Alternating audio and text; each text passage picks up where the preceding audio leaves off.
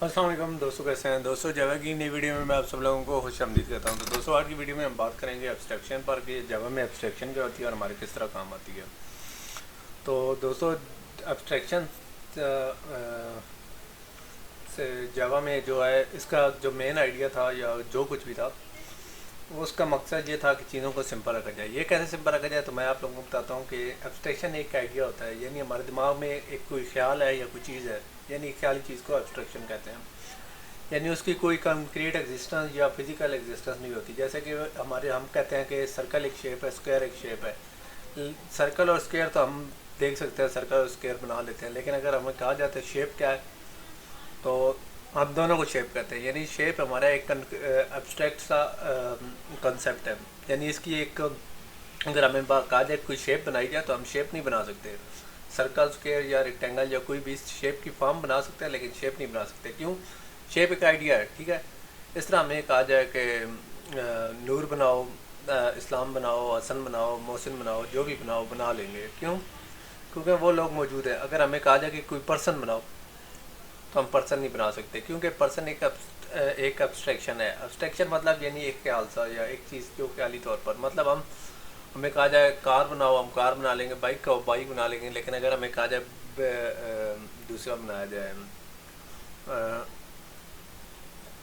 Bike, sorry, vehicle बनाया जाए, तो व्हीकल हम नहीं बना सकते। क्यों? व्हीकल एक आइडिया है, ठीक है।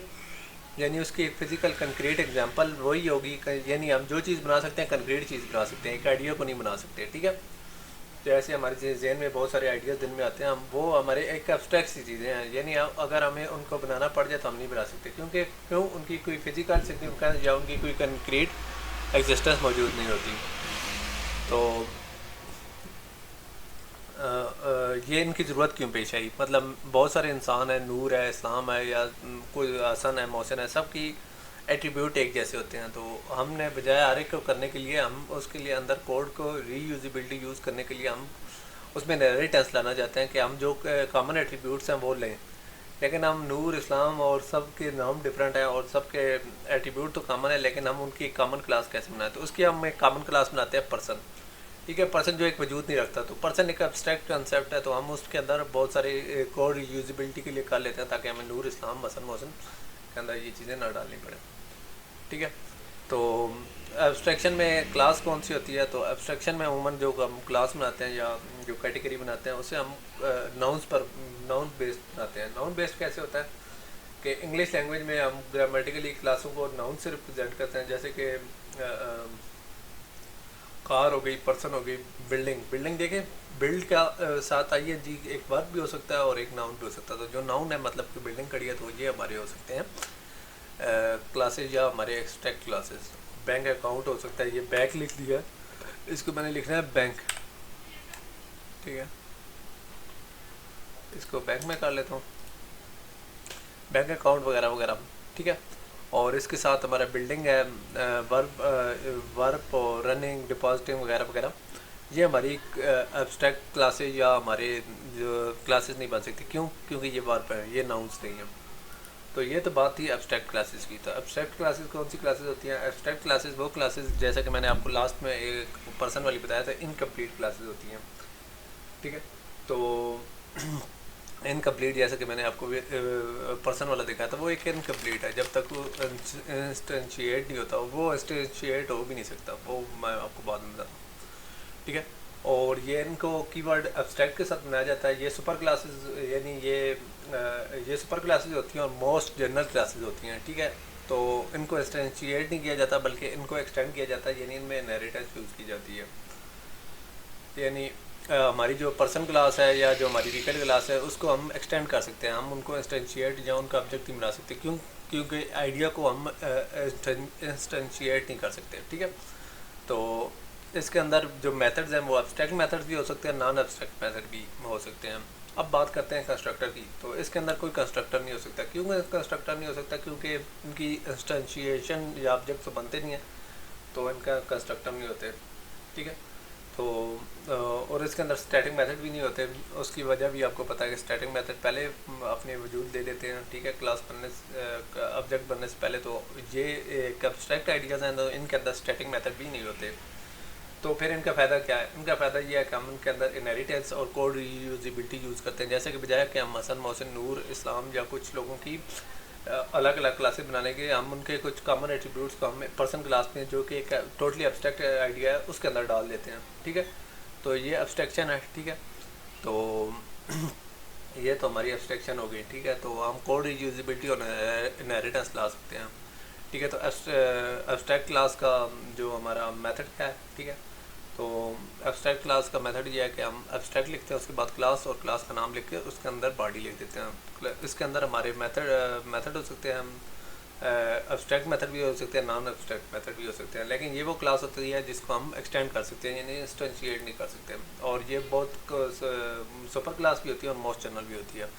अब बात कर लेते हैं एब्स्ट्रैक्ट मेथड की। मेथड वो वाले मेथड जिनके साथ एब्स्ट्रैक्ट का कीवर्ड जिस तरह हमने क्लास के साथ यूज़ किया तो वो यूज़ करके कर लेते हैं, लेकिन इनकी कोई इम्प्लीमेंटेशन नहीं होती। एब्स्ट्रैक्ट आइडिया है, एब्स्ट्रैक्ट मेथड है, इसकी कोई इंस्टेंशिएशन नहीं होगी, यानी इनकी कोई बॉडी नहीं होती। एब्स्ट्रैक्ट रिटर्न टाइप मेथड है। ठीक है, अब हम बात कर लेते हैं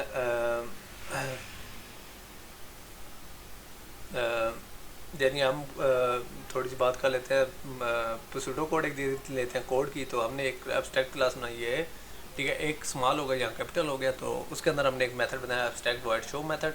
ठीक है, उस क्लास के हमने एक्सटेंड किया, यानी उसके हमने इनहेरिटेंस यूज़ किया, यानी बी क्लास बनाई है। ठीक है, और उसके अंदर हमने प्रिंट किया एग्जांपल ऑफ एब्स्ट्रैक्ट क्लास। ठीक है, तो हमने मेन मेथड के अंदर गए हैं। ठीक है, उसके डिफ़ॉल्ट आर्गूमेंट जो कि हैं, क्योंकि हम ये सूडो कोड यूज़ कर रहे हैं, तो हमने इनहेरिट की थी क्लास बी, उसका हमने ऑब्जेक्ट बनाया, उसे बी का कंस्ट्रक्टर जो कि नॉन एब्स्ट्रैक्ट क्लास है। ठीक है, तो उसका हम कंस्ट्रक्टर यूज़ कर रहे हैं। एक हम नहीं यूज़ कर सकते क्योंकि वो एक एब्स्ट्रैक्ट क्लास है, तो हमने